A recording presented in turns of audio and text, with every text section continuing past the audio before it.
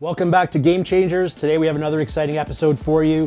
Our guest today is Ryan Smith. He's a former pro rugby player, co-founder of 360 EEC. Today's episode, we are talking about connecting sports and leadership. Let's jump right into it.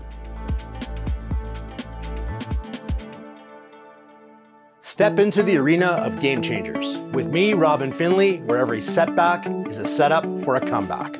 Together, let's explore the strategic plays, teamwork dynamics, and resilience found in sports, applying them to the world of business for transformative conversations and lasting impact. Remember, we never lose. We either win or we learn. Thanks for coming back in, Ryan. Last episode, we chatted about leadership skills. Today, we're going to talk about sports and leadership. And for those out in our audience who may not know, you're a former professional rugby player, so of course, bring some great lessons from your sports background into the business world. Why don't we kick it right off with how has sport influenced your leadership journey? A lot is the short answer, but I know that's not the answer most people would be interested in hearing. I'm really passionate about rugby, and rugby to me is the most involved team sport that exists. You've got 15 players on either side, you've got offense and defense continually moving, you've got one referee that controls the action.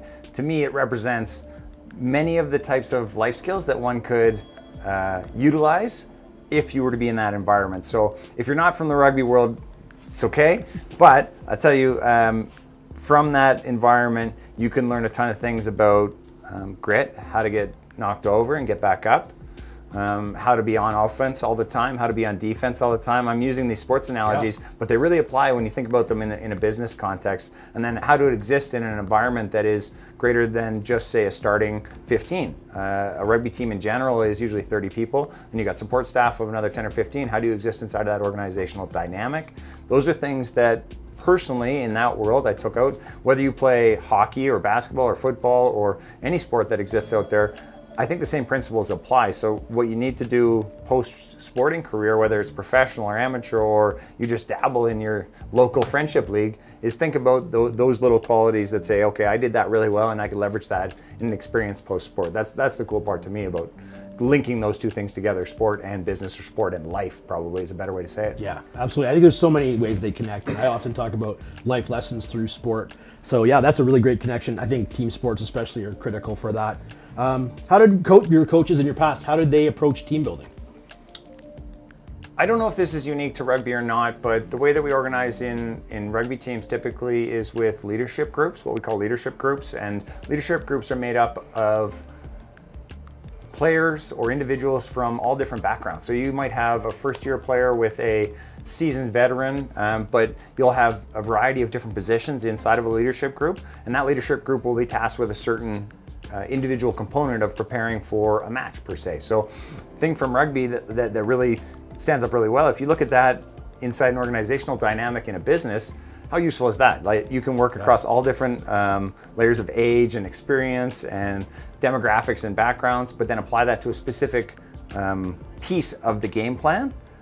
That's one thing that I took out of the rugby world that is really useful for planning in business today, is that taking those small teams, putting them on specific tasks, and then watching them perform to deliver something that is for the greater whole. I like the idea of compartmentalizing things to make them into smaller, more bite-sized, manageable pieces. That's a great way of doing it and achieving success. I think that's really, really brilliant. What are some sports lessons that you apply in your life and business? I think there's many, but there's some that jump to mind immediately. I'll give one that I think is the most telling. Inside of moving from a sport career or a professional sport career into business is reinforce the basics. And that sounds maybe vanilla to some, but in most professional sporting environments, it's the basics that you do extremely well that get you to the furthest level. So if you think about the amount of hours that you have to put in your, let's call it 10,000 hours to perfect something, if you stop focusing on those basic skills, oftentimes that'll erode too quickly and your career will come to an end. The same applies to life and the same applies to business. Focus on the fundamentals. Focus on those basic skills that got you to a certain point, but just do them extremely well. I was not a flashy rugby player. I was not a very skilled rugby player, but what I did, to my credit, I think really well, was just continue to focus on the basics and do those really well. I think that's critical. I mean, that's why they call it the foundation of the building, right? If the foundation starts to crumble, which are the basic skills and such, then everything crumbles down. So that's a really smart. You think about when people, especially in sport, start moving on in sport, and sometimes coaches who maybe aren't so seasoned start getting worried about the super high level plays, and they forget spending time on the basics. You have to mentor that, or nurture that and keep them going. I think that's a really great point. Just to wrap up with our last question, how do the sport connections you've made help you in business? The rugby world runs the entire world. Is that just right? So you know. I thought it was the hockey world. I thought it was the hockey world runs the world, but hey, no, maybe not. It's really interesting. I'll tell you, specific to rugby, which is quite cool, is that because it doesn't have a deep root in professional sport across the globe, it's got really big pockets in Europe and Southern Hemisphere.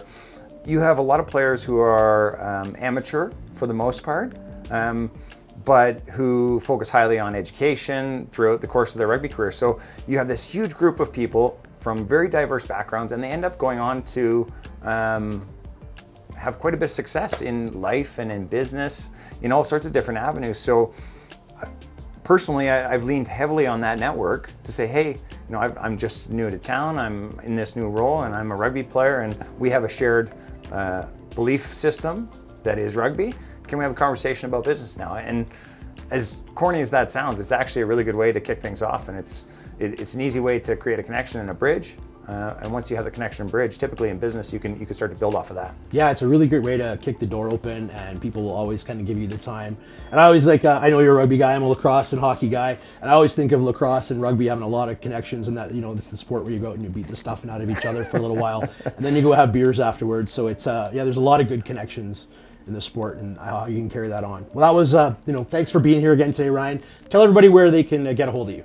Well, I'm easily found on LinkedIn. That's the best way to get me. My details are also on our company website, which is www.360eec.com. Thanks very much. Thanks, Ryan. Thanks for being here for our episode on connecting sports and business. Appreciate it.